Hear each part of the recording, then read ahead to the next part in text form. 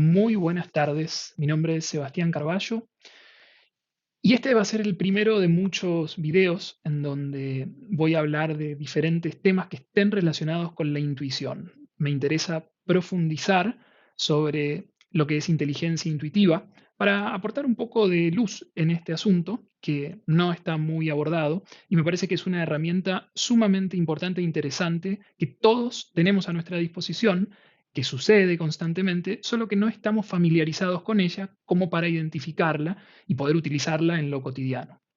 Entonces, hoy lo que vamos a hacer es ver 3 pasos para desarrollar inteligencia intuitiva. A mi entender, son los 3 puntos en donde al principio, si ponemos un poco de atención, vamos a obtener resultados sumamente interesantes y tangibles. Vamos a empezar. Voy a contarles una historia que va a esclarecer un poco esto.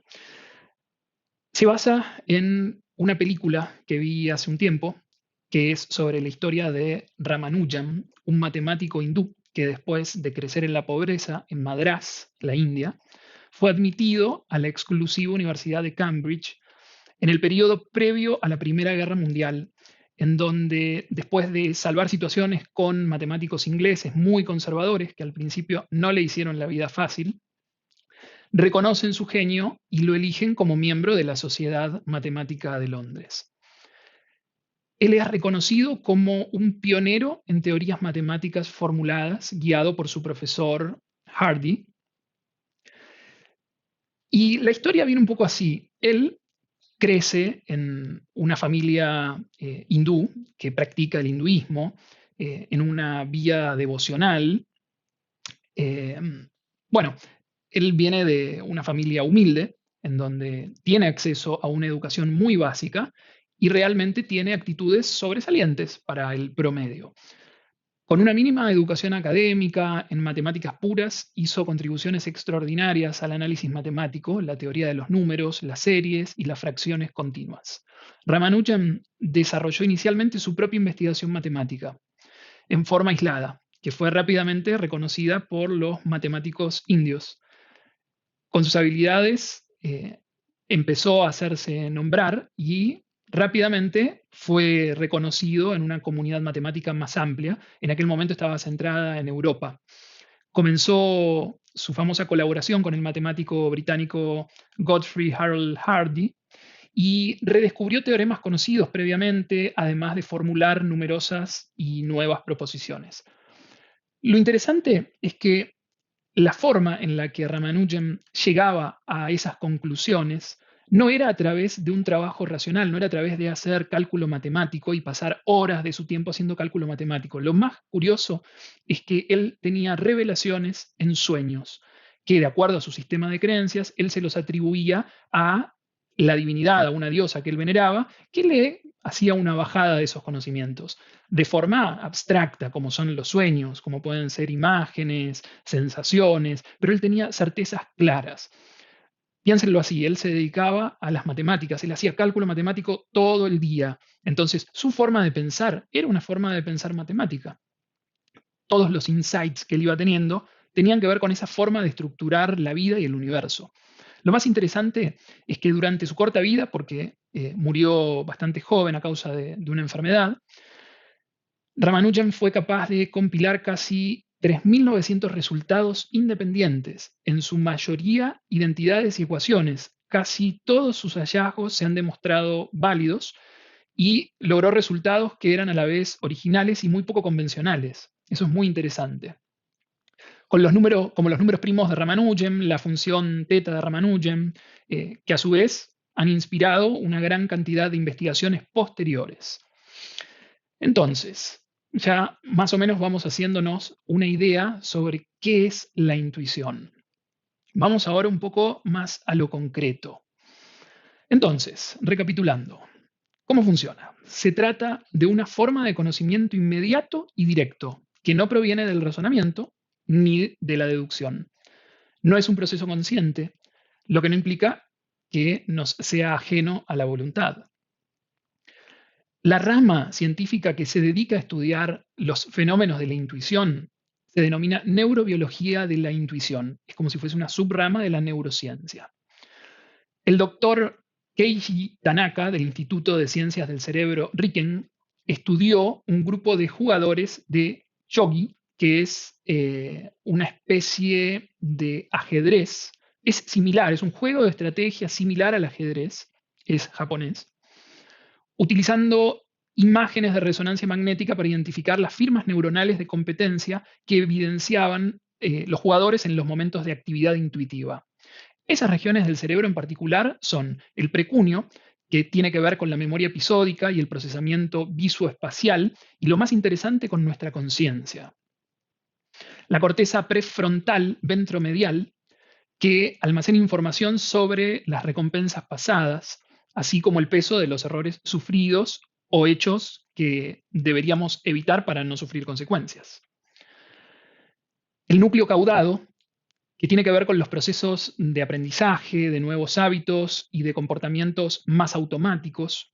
El núcleo caudado, por tanto, facilita ese impulso a la intuición para ayudarnos a tomar decisiones rápidas y casi automáticas, basadas en experiencias o aprendizajes previos. Entonces, qué buena esta imagen, me pareció muy interesante, porque la intuición tiene que ver con, por ejemplo, las premisas para resolver este juego. No de forma consciente, sino que inconscientemente. No deja de ser un proceso, podríamos decir, similar a la lógica, pero con otro lenguaje. La intuición tiene una razón de ser biológica y evolutiva. El ser humano tiene varias formas de procesar la información. Existen dos modos de funcionamiento del cerebro, denominados Sistema 1 y Sistema 2. Un concepto que se ha hecho bastante popular gracias al libro Pensar rápido, pensar despacio de Daniel Kahneman. El Sistema 1 es rápido, intuitivo y empírico, realizando procesos automáticos que tienen lugar en un segundo plano de forma inconsciente y que implican menos esfuerzo y no requieren mucha actividad mental. Para ello, se basa en experiencias previas, pasadas, y en relaciones que se han creado a partir de esas mismas experiencias, además de las emociones implicadas. El sistema 2 es más lento y reflexivo. Comporta procesos de control de forma consciente y requiere un mayor razonamiento normativo, lógico y analítico. Esta es la forma racional en la que tratamos de resolver básicamente todas las encrucijadas de nuestra vida. Cada vez que tenemos que tomar decisiones que marcan el rumbo de nuestra vida, utilizamos ese sistema que es lento, que muchas veces nos hace procrastinar y demorar decisiones que deberíamos tomar tal vez más rápido, porque en realidad sí sabemos la respuesta y sí sabemos qué es lo que queremos. Entonces, voy a hacer una cita que me pareció muy adecuada para explicar lo siguiente. No permitas que el ruido de las opiniones ajenas silencie tu voz interior. Y lo que es más importante, ten el coraje de hacer lo que te dicten tu corazón y tu intuición. De algún modo, ya sabes aquello en lo que realmente quieres convertirte. Esta es una cita de Daniel Goleman y me pareció como muy relevante porque cada vez que nosotros estemos en contacto con nuestra intuición, no va a ser a través de esa forma de pensamiento lógico a la que estamos acostumbrados, sino que va a ser a través de sensaciones corporales.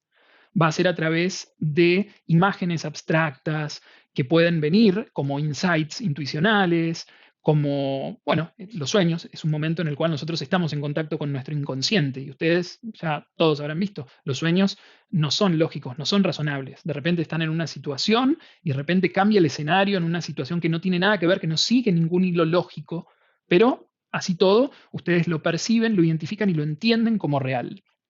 Entonces, me parece muy importante destacar esto. Si nosotros somos capaces de desarrollar más sensibilidad, vamos a estar más cerca de poder identificar estos insights intuicionales. Podemos decir que toda esta información se manifiesta como certezas. Entonces, fue de hecho el célebre neurocientífico Antonio Damasio quien determinó lo importante de esa región del cerebro, la corteza prefrontal ventromedial, en la toma de decisiones. Lo más destacable de esa área es que nos anima a emitir respuesta en base a emociones. Otra premisa de la cual siempre escuchamos hablar, por lo menos yo muchas veces, A la hora de tomar decisiones, hacelo con la cabeza fría. Esa expresión deja de lado las emociones a la hora de tomar decisiones, lo cual la ciencia ha demostrado que es imposible. Todas las decisiones que tomamos están involucradas con las emociones. Muy interesante también. Para entender mejor esto, vamos a poner un ejemplo. Imaginemos una situación. Conocemos a alguien en una fiesta, esa persona nos invita a ir después a su casa. La corteza prefrontal ventromedial puede hacer un análisis rápido basándose en experiencias pasadas. Puede que el carácter, el aspecto, el modo de hablar de esa persona nos cause desconfianza, porque nos recuerde a otros casos en cuyos desenlaces no fueron buenos para nosotros, ¿no? Por lo tanto, esta estructura emite una emoción a forma de señal de alarma para llamar nuestra atención. Eso será el modo en el que la intuición trata de comunicarse con nosotros y hacerse presente en la mente consciente. Ahora bien, una vez escuchada esa voz interior, nosotros tenemos dos opciones: hacerle caso o no. Al pasar esa sensación por el filtro del pensamiento analítico para hacer una segunda evaluación, que es lo que habitualmente hacemos, porque culturalmente nos han enseñado eso, esa segunda evaluación es supuestamente más minuciosa, pero tenemos que entender que vamos a estar solamente basándonos en la información proveniente de nuestros sentidos, que es sumamente limitada. Piensen en ese momento, estoy en una situación de fiesta, mi atención está dispersa por todos los estímulos. ¿Cuánta información puedo captar a través de los sentidos como para confiar en ella y valerme de ella para tomar una decisión, en teoría, más correcta o más acertada? Bueno, dejando de lado todo eso, es importante entender que el caudal de conocimiento vivencial aportado por las experiencias previas en nuestras áreas de la vida es mucho más rica. Por ejemplo, reconocimiento de expresiones faciales, actitudes corporales, modulación de la voz. Todo eso está grabado en nuestro inconsciente. Y en ese proceso de intuición o de inteligencia intuitiva, estamos cotejando toda esa información a la hora de tomar una decisión. Una decisión que vamos a evaluar desde un lugar de buscar una mayor satisfacción para nosotros. Entonces, siempre contemplemos que también ese insight intuicional no es algo ajeno a nosotros, sino que es algo que se basa en las experiencias que ya hemos tenido. Bueno, hasta acá creo que tenemos suficiente información como para ir a esos pasos que, a mi entender, son los que van a ayudarnos a identificar y a poder utilizar la intuición como una herramienta. Recuerden que la intuición es algo que todo el tiempo está sucediendo, no es algo que es ajeno a nosotros, que tenemos que desarrollar y no tenemos, no, está sucediendo en este momento. Entonces, vamos con el primero de los pasos, la percepción. La percepción se refiere al momento en el cual el fenómeno intuicional se manifiesta y de alguna forma nos damos por aludidos, nos damos cuenta de que eso sucedió. Un ejemplo sumamente simple. En algún momento del día, sin ninguna razón aparente, algo sucede y recordamos alguna cosa. Estoy caminando por la calle y de repente llega a mi cabeza, sin un proceso racional conducido, la imagen de mi primo. Y entonces llega a mi conciencia la imagen de mi primo. ¿Algunas se preguntaron por qué pasa eso? ¿Qué es lo que sucede que de repente de la nada llega una imagen a mi cabeza? Eso es intuición. ¿Cuál sería el curso natural de esa intuición? Y creo que a más de uno nos ha pasado y actuamos de esa forma. Voy a llamar a mi primo, hace un montón que no hablo con él. Puedo activar ese insight intuicional en el momento para un desenlace que es nuevo, o no. O puedo decir, ah, sí, tengo que llamar a mi primo. No lo agendo en ningún lugar, no lo anoto, me olvido y sigo. Es una forma de hacer un caso omiso a la intuición. Ese es un ejemplo de cómo la intuición se manifiesta en lo cotidiano. La percepción, entonces, es el primero de los pasos que podemos incorporar simplemente por el hecho de estar atentos, de saber, bueno, la intuición sucede, está sucediendo, voy a estar atento. Entonces, a lo largo del día, presto atención en diferentes momentos a, primero, qué es lo que está pasando en mi cabeza. Todo el tiempo estamos pensando, estamos manteniendo un diálogo interno, proyectándonos al futuro, reviviendo situaciones del pasado. Entonces, el hecho de llevar conciencia al momento presente, que es el que estamos viviendo acá y ahora, nos va a ayudar a identificar estas percepciones intuicionales. Segundo paso, la familiarización. La familiarización sucede cuando la percepción de la intuición se vuelve cotidiana y regular. O sea, le damos el valor legítimo a este nuevo proceso mental, diferenciándolo de los resultados que podríamos obtener de una elaboración racional. Un buen ejemplo, el pensamiento racional, como había dicho antes, necesita ser direccionado. Para ir del punto A al punto B, yo necesito llevar a cabo ciertos procesos mentales. La intuición simplemente sucede. De repente estoy en el punto B, no sé cómo llegué ahí, pero tengo la certeza de que es el punto B, sin lugar a dudas. Después puedo utilizar el razonamiento lógico para entender cómo fue que llegué a ese resultado. Hay una frase en inglés que es muy buena, que describe muy bien esto en el contexto cotidiano en la vida. In the right place at the right time. Es estar en el lugar adecuado en el momento adecuado. Familiarización. Paso número 2. Vamos al tercero. Perdón. El reconocimiento. ¿Qué quiero decir con el reconocimiento? Es la etapa final que nos permite afianzar esta nueva herramienta para poder utilizarla en un futuro. Ya en este punto podemos reconocer la sintomatología fisiológica que distingue la intuición de otros procesos mentales, así como distinguimos el hambre de la sed, así como distinguimos emociones, la alegría de la tristeza. Si nosotros tuviésemos que racionalizar una emoción, ¿qué es lo primero que hacemos? Describimos por qué estamos sintiendo lo que estamos sintiendo, pero eso no es sentir la emoción. De hecho, es muy difícil poner en palabras lo que sentimos. Con la intuición sucede lo mismo, pero a pesar de eso nunca dudamos de la emoción que estamos sintiendo. De esa misma forma, vamos en este paso, el reconocimiento, empezar a ya diferenciar la intuición. Y una vez que ya desarrollamos estos 3 pasos, no es una construcción lineal, no es que una vez que yo consigo el paso número 1 puedo pasar al paso número 2. No, va a suceder todo simultáneamente, todo el tiempo van a estar pasando por el paso 1, el 2 y el 3, porque la intuición también va a manifestarse de diferentes formas. ¿Es una herramienta muy útil? Claro que sí, es una herramienta muy útil. En otros videos y más adelante vamos a entender por qué es tan útil y tan relevante. En este primer video me quería quedar con la sensación de haber transmitido lo que para mí representa la intuición y poder utilizar la intuición en mi vida. Entonces, esta imagen que estamos viendo acá creo que expresa lo que para mí representa la intuición. Se refiere a que recuperemos la confianza y la seguridad que alguna vez sentimos. Todos recuerdan los primeros años de la vida, en donde no teníamos ninguna necesidad de controlar nada, no teníamos ningún tipo de preocupación, en ese momento en el que vivíamos en plena confianza y seguridad. Esa es la sensación que utilizar la intuición nos va a devolver. Piensen, ¿cuánto tiempo dedicamos a dudar de nosotros mismos, a dudar de lo que queremos, a dudar de lo que somos y necesitamos buscar esa aprobación en otros? Si empezamos a utilizar la intuición, todo eso va a quedar de lado y vamos a poder seguir viviendo la vida con esa libertad, como cuando éramos niños.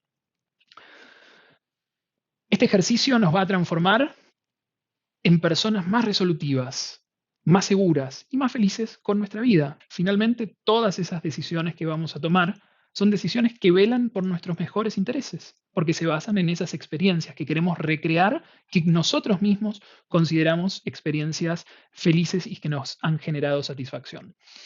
Así que bueno, con eso voy a cerrar por hoy. Y espero que les haya gustado, que les haya servido. Les pido por favor que si fue así, dejen comentarios. Y si tienen nuevas dudas y más cosas que quieran saber acerca de la intuición, háganmelo saber. Escriban acá abajo. Este va a ser el canal en donde voy a empezar a publicar toda esta información una vez por semana. Así que bueno, espero que sigamos construyendo una intuición más clara. Muchas gracias.